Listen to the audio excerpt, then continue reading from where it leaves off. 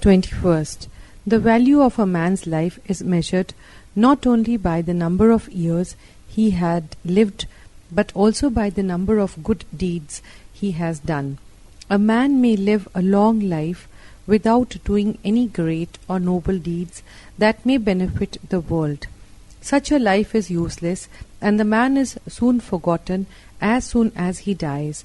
But a man who does noble work for the benefit of mankind lives in the memory of the people even longer after his death, though he may live a short life. The great men like Christ, Shankaracharya and Vivekanand died young, but they are still remembered with great reverence on account of their noble deeds. We should therefore devote our precious days for the performance of noble deeds as far as possible. Précis. Title: Immortality in Noble Deeds. A man's life is not measured by the number of years he lives, but by the noble deeds he does. Thus, Christ, Shankaracharya, Vivekanand are still remembered, though they all died young. 22nd. History is an account of the past. We must read history because of the fact that we cannot understand the present without reference to the past. If we read history merely as account of events or a catalogue of facts with dates, we only skip over the outer surface of history. The proper study of history consists of going deep into its inner meaning. It does not consist in simply knowing what took place in the past, but in understanding how the past has a connection with what is happening to us now. We should learn from history how to avoid the evils that brought the misfortunes in the past. We should also learn from it the path that leads us to progress and prosperity. This is the real purpose of reading history. Précis. Title: The Lesson of History. History is not merely a record of past events with dates. The real purpose of reading history is to apprise oneself of the past events and utilize the knowledge for the benefit and progress of mankind. 23rd. In one of our old Sanskrit books, there is a verse which can be translated as follows: For the many sacrifice the individual, for the community the family, for the country the community, and for the soul the whole world. The lesson that this Sanskrit verse teaches us is the lesson of cooperation and sacrifice for the larger good. We in India had forgotten the sovereign path to real greatness for many a day, and so we had fallen. But again we seem to have glimpses of it, and the whole country is astir. How wonderful it is to see men and women and boys and girls smilingly going ahead in India's cause and not caring about any pain or suffering. Well, may they smile and be glad, for the joy of serving in a great cause is theirs. To free India is a great thing, but even greater is the cause of humanity itself. And because we feel that our struggle is a part of the great human struggle to end suffering and misery, we can rejoice that we are doing our bit to help the progress of the world. Précis. Title: The Duty of Cooperation and Sacrifice for the Larger Good. There is a Sanskrit saying that teaches us the lesson of sacrifice for the higher good. We Indians long neglected this lesson, but our men and women have begun following it again. They have been bearing pain and suffering for their country with a smiling face.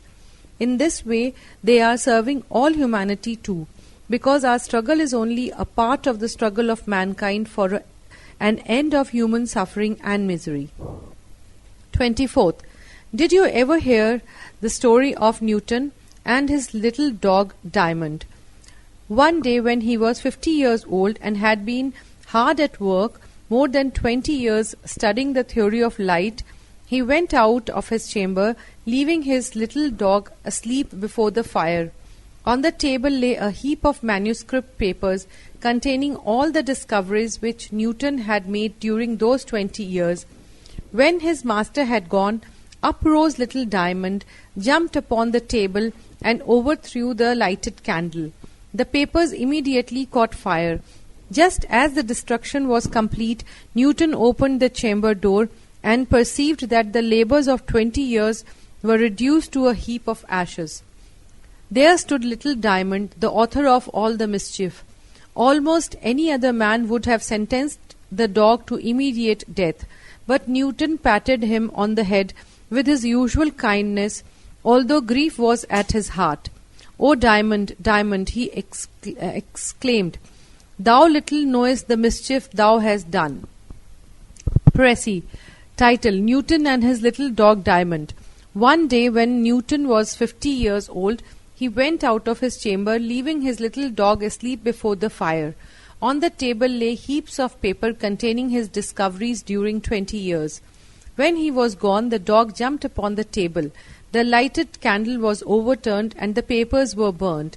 Newton returned shortly after. Though greatly grieved at heart, he gently patted the dog with his usual kindness, saying that it did not know the mischief it had done. 25th. Vidyasagar was a man of great charity. Here is an instance. One day, on his way home, he came across a Brahmin who seemed to be in great distress. He was so struck with his appearance of sorrow that he asked him what the matter was. At first, the Brahmin would say nothing, but on being repeatedly pressed, he at last said that he had borrowed some money for his daughter's marriage, as he had not been able to repay the loan on due date. The lender had filed a case against him.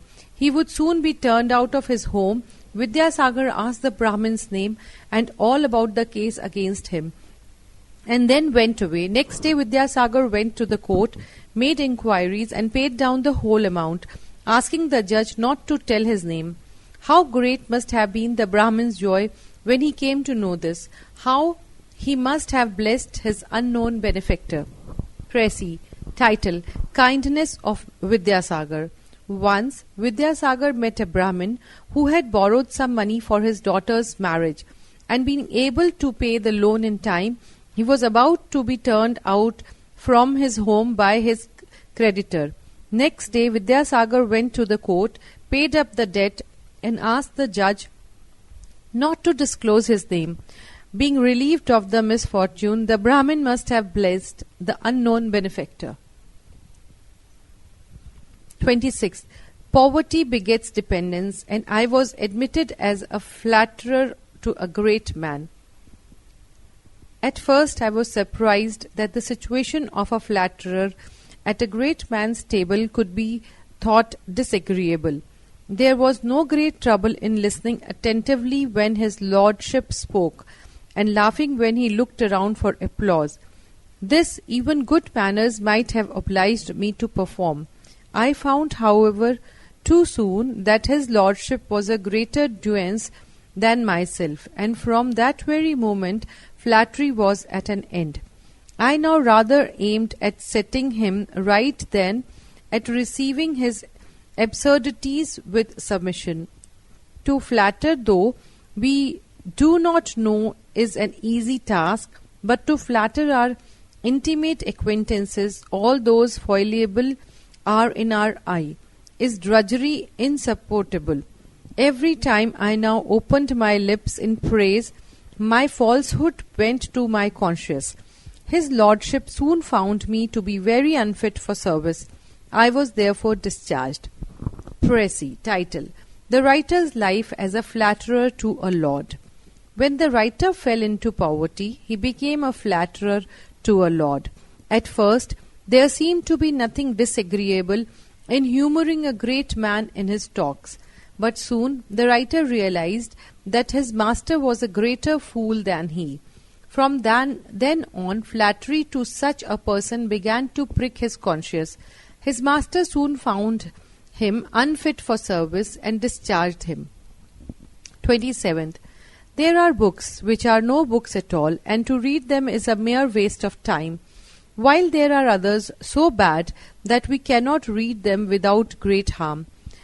It is no doubt good to be warned against temptations and dangers of life, but anything that familiarizes us with evil is in itself evil.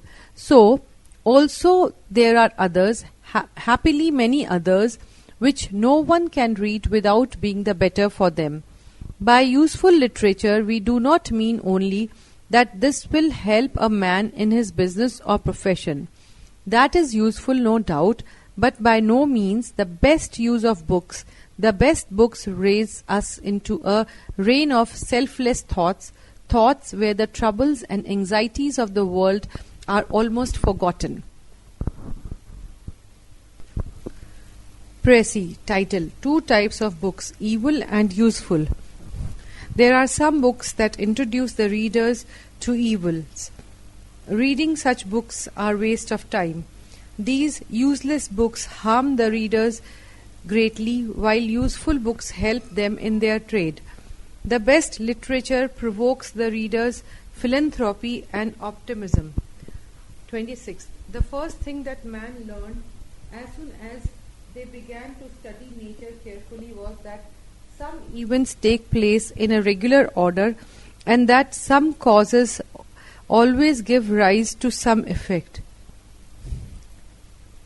The sun always rises on one side and sets on the other side of the sky. The changes of the moon follow one another in the same order and at similar intervals. Some stars never sink below the horizon of the place in which we live. The seasons are more or less regular. Water always flows downhill. Fire always burns. Plants grow up for seeds, from which like plants grow up again. Animals are born, reach maturity, and die age after age in the same way. Thus the notion of an order of nature and of a fixity in the relation of cause and effect between such things gradually entered the minds of man. Précis. Title: Order of nature and relation of cause and effect. Man's first knowledge about nature was that events have regular patterns of cause and effects. All natural phenomena have their individual unchanging elemental pattern and property. Plants and creatures have definite life cycles. This establishes the infallible law of regularity and the perennial relation of cause and effect in nature. Page 623. 29th. I now therefore pursue a course of uninterrupted frugality, seldom wanted a dinner, and was consequently invited to party. I soon began to get the character of a saving hunk that had money, and insensibly grew into esteem. Neighbors have asked my advice in the disposal of their daughters, and I have taken care not to give any. I have contracted a friendship with an elder man only by observing that if we take a farthing from £1,000, it will be £1,000 no longer. I am now actually upon a treaty of marriage with a rich widow by observing that the price of bread was rising. If ever I am asked a question, whether I know it or not, instead of answering, I only smile or look wise. If a charity is proposed, I go about with the hat, but put nothing in myself. If a wretch solicits my pity, I observe that the world is filled with impostors, and take a certain method of not being deceived by never relieving.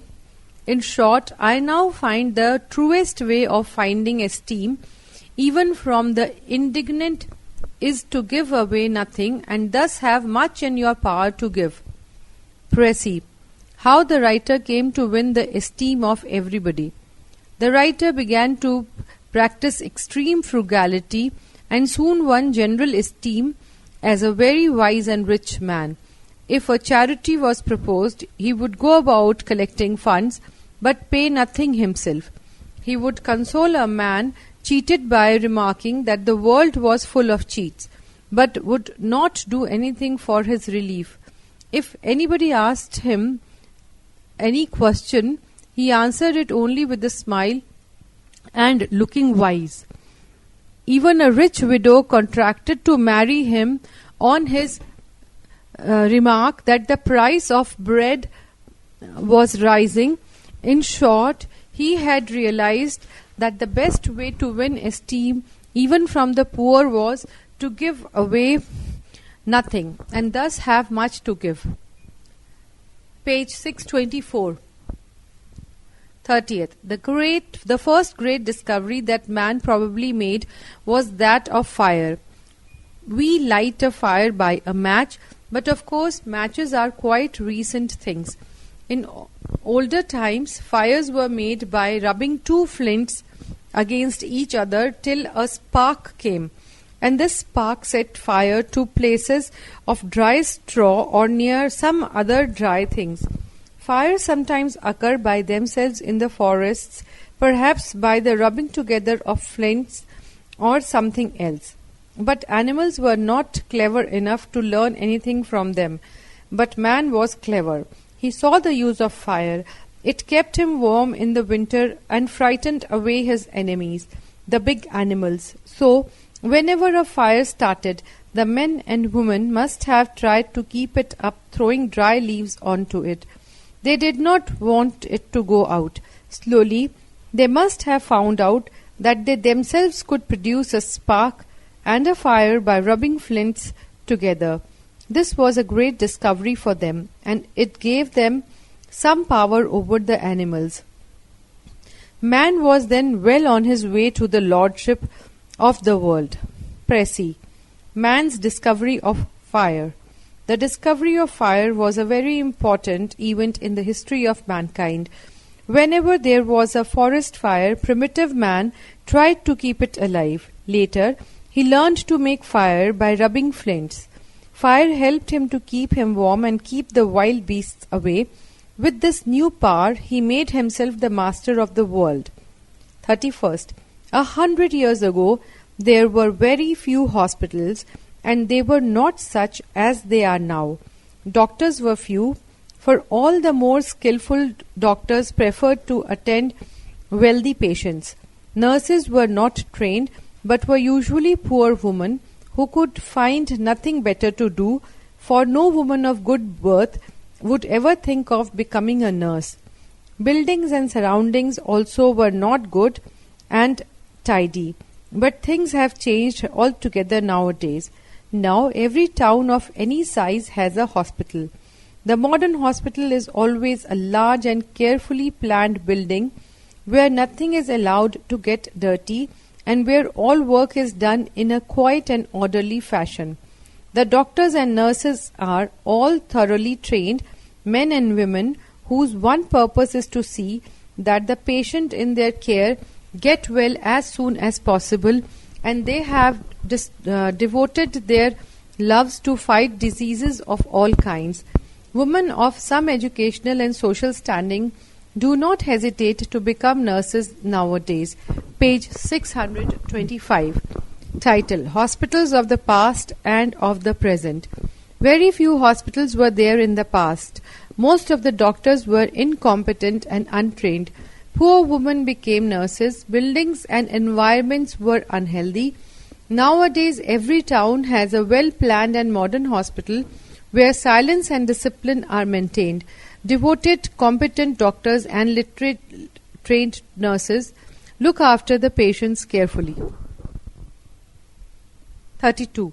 The world is like a looking glass. If you smile, it smiles. If you frown, it frowns back. If you look at it through a red glass, all seems red and rosy. If through a blue, all blue. If through a smoked one, all dull and dingy. Always try then to look at the brighter side of things. There are some persons whose smile, whose very presence seems like a ray of sunshine and brightness in the whole room. Greet everybody with a bright smile, kind words and a pleasant welcome. It is not enough to love those who are near and dear to us. We must show that we do that. While enjoying the blessings of life, we cannot expect to have no sorrow or anxieties. Life is indeed a tragedy at times and comedy very often, but as a rule, it is what we choose to make it. Précis. Title: Look at your life. The world is like a looking glass or a colored glass. It reflects our attitudes. So the writer advises us to look at the bright side of things, keep a pleasant face of welcome, speak kind words, and really love our near and dear ones. Life is a mixture of joys and sorrows, but on the whole, it is what we decide to make it. 33rd. Show me a man's champion, says a proverb, and I will tell you what the man is. Show me a man's companion, says the proverb, and I will tell you what the man is. And this is and must be true, because all men seek the society of those who think and act somewhat like themselves. Sober men will not associate with drunkards, frugal men will not like spendthrifts, and the orderly and decent shun the noise and the disorderly.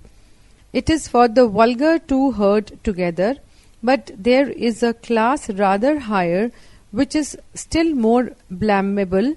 I mean the gay companions who come together to do little but talk, and talk without any purpose.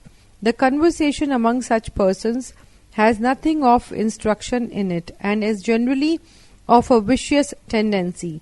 Young people naturally seek the society of those of their own age, but be careful in choosing your companions, and lay this down as a rule never to be departed from, that no youth nor man ought to be called your friend who is addicted to indecent talk or who is found of low society. Précis. Title: A man is known by the company he keeps. A man is known by the company he keeps because he is drawn to them by the similarity of tastes and habits. There are companions who meet together not for profit, but for mere talk of a vulgar type. A young man must not fix with companions of low tastes who use coarse language. Page 626. 34. As daylight can be seen through very small holes, so little things will illustrate a person's character. Indeed, character consists of little acts, well and honorable, performed in our daily life. One of the most marked tests of character is the manner in which we conduct ourselves towards others. A graceful behavior towards superiors, inferiors, and equal is a constant source of pleasure. It pleases others because it indicates respect for their personality, but it gives tenfold pleasure to themselves. Every man may, to a great extent, be a self-educator in good behavior, as in everything else. He can be evil and kind, civil and kind, if he will, though he may not have a penny in his purse. Even a kind look will give pleasure and confer happiness. Gentleness in society is like the silent influence of light, which gives color to all nature. It is far more powerful than loudness of force and far more fruitful. Précis. The power of gentleness. The character of a man may be well judged by his behavior towards others. A true gentleman behaves gracefully with everybody, even an inferior one. Gentleness pleases others as well as ourselves and brightens life. Indeed, it is more powerful in its influence than force, and it requires no money or special training. 35th. It is sometimes said that the pleasure of giving is peculiar to the rich, and no doubt this pleasure is one of the greatest and purest which wealth can bestow. Still, the poor also may be liberal and generous. The widow's mite, so far at least as the widow is concerned, counts for as much as the rich man's gold. However, as regards kindness and sympathy, which are far more valuable than money, the poor can give as much as, perhaps even more than, the rich. Money is not wealth. There are those whom we look down upon as poor, who may be in reality as rich as any millionaire. That which is of most value in life is exactly that which can be neither bought nor sold. A proverb says, "A man's true wealth is the good he does in the world." When he dies, men will ask what property he has left behind him, but angels will inquire, "What good deeds had thou sent before thee?" Preci, the pleasure of giving. The pleasure of giving is not limited to the rich. The poor man's gift may be cheap, but it is possible that it is given with great kindness and sympathy, which really determines its value. The man rich in spirit is richer than any millionaire. A man will be finally judged not by the richness of his legacy, but the amount of good he has done. 36th. Not a few of our troubles are the result of acting before thinking. We do our thinking afterwards and too late.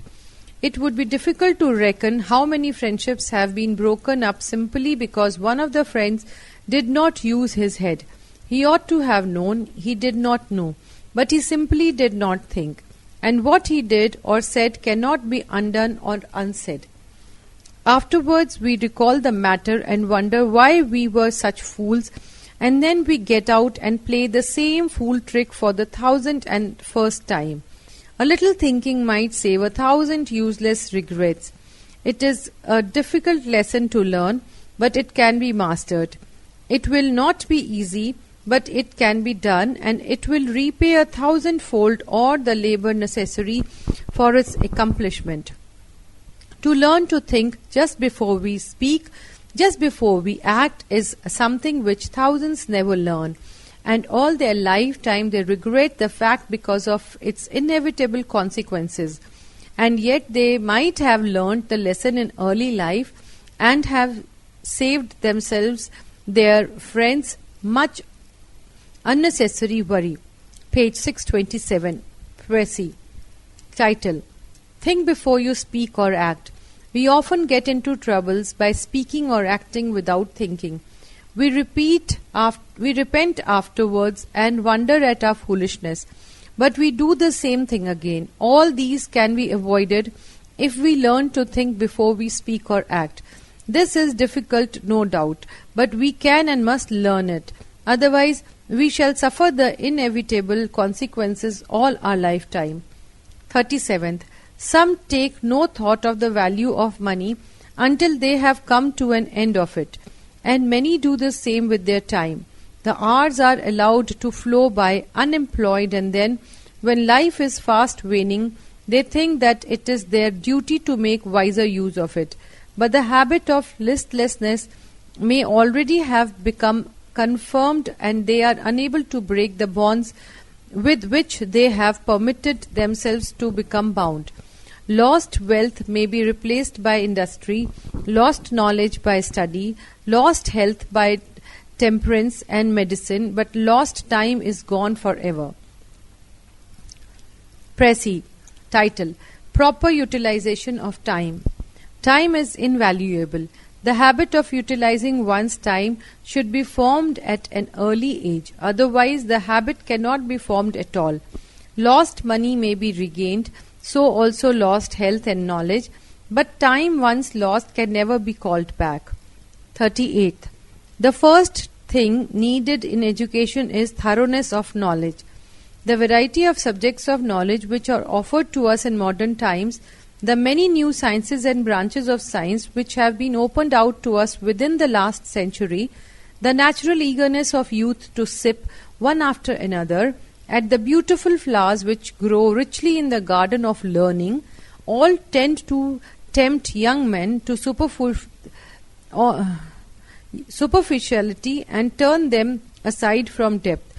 If you measure the result of the education which a man received not only by the number of topics upon which he talks fluently in ordinary society, but by the number of those of which he has a real grasp, not by the books he has read, but by those he has digested, not by the facts which he had laid up in his memory, but by the accuracy of his judgment, the strength of his reasoning powers, and the force of his intellect. You will soon be convinced that more real mental training is to be derived from the thorough study of a single subject than from the skin-deep acquaintance with 100 signs. Précis title: The Test of an Educated Man.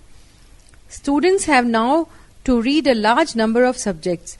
This encourages superficiality. No education is worth the name unless it is thorough. Indeed, the test of an educated man is not the number of books he has read or the number of topics he can talk on in ordinary society, but his depth of knowledge and soundness of judgment. So it is better to study a single subject thoroughly than to gain mere acquaintance with many subjects.